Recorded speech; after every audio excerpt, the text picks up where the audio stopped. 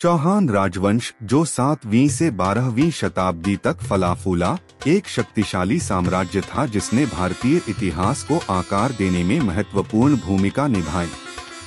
चौहान जैसी प्रमुख हस्तियों के साथ इस राजवंश ने हमारे देश के अतीत पर एक अमिट छाप छोड़ी। चौहान राजवंश को कई चुनौतियों का सामना करना पड़ा जो अंततः इसके पतन का कारण बनी। प्रमुख खतरों में से एक घुरिद साम्राज्य से आया, जिसने बार बार चौहान साम्राज्य पर आक्रमण किया, इसकी सुरक्षा को कमजोर कर दिया और इसके संसाधनों को खत्म कर दिया। बाहरी खतरों के अलावा चौहान राजवंश आंतरिक संघर्षों से भी जूझता रहा, जिसमें शासकों और क्षेत्रीय राज्यपालों के बीच सत्ता संघर्ष भी शामिल था। इसके अलावा राजवंश का पतन उसके साम्राज्य के विखंडन से और भी तेज हो गया, क्योंकि छोटे राज्य और रियासतें टूटने लगीं। इन आंतरिक और बाहरी दबावों के संयोजन ने चौहान राजवंश पर भारी असर डाला, जिससे अंततः इसका पतन हुआ।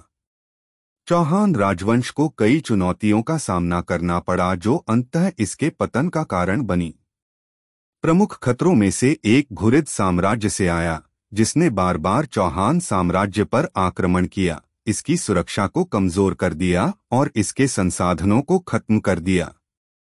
बाहरी खतरों के अलावा चौहान राजवंश आंतरिक संघर्षों से भी जूझता रहा, जिसमें शासकों और क्षेत्रीय राज्यपालों के बीच सत्ता संघर्ष भी शामिल था। इसके अलावा राजवंश का पतन उसके साम्राज्य के विखंडन से और भी तेज हो गया, क्योंकि छोटे राज्य और रियासतें टूटने लगीं। चुनौतियों का सामना करने के बावजूद चौहान राजवंश अपनी सांस्कृतिक उपलब्धियों के लिए जाना जाता था, जिसमें कला, साहित्य और वास्तुकला में महत्वपूर्ण योगदान शामिल थे। राजवंश के शासक कला के संरक्षक थे और उनके दरबार भारतीय उपमहाद्वीप के विद्वानों, कवियों और कलाकारों को आकर्षित करते थे। चौहान राजवंश के सबसे उल्लेखनीय शासकों में से एक पृथ्वीराज चौहान थे, जिन्होंने 12वीं शताब्दी से शासन किया था और अपनी सैन्य शक्ति और कला के संरक्षण के लिए जाने जाते थे। पृथ्वीराज चौहान के शासन में चौहान राजवंश ने सांस्कृतिक और कलात्मक विकास का स्वर्ण युग देखा।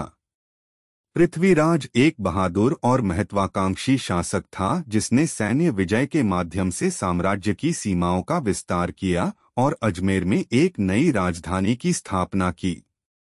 वह प्रसिद्ध कवि चंद बरदाई के संरक्षक भी थे, जिन्होंने पृथ्वीराज रासो लिखा था, जो एक प्रसिद्ध महाकाव्य कविता है जो पृथ्वीराज के जीवन और विजय की कहानी बताती है। हालांकि चौहान राजवंश की विरासत उसकी सांस्कृतिक उपलब्धियों से कहीं आगे तक फैली हुई है। राजवंश ने भारत के शासन और प्रशासनिक प्रणालियों को आकार देने में महत्वपूर्ण भूमिका निभाई। चौहानों ने सरकार की एक विकेंद्रीकृत प्रणाली की स्थापना की, जिसने क्षेत्रीय राज्यपालों को अधिक स्वायत्तता दी और स्थानीय स्वशासन को प्रोत्साहित किया। इस प्रणाली को दिल्ली सल्तनत और मुगल साम्राज्य सहित बाद के साम्राज्यों द्वारा अपनाया गया और भारतीय शासन को आकार देना जारी रखा।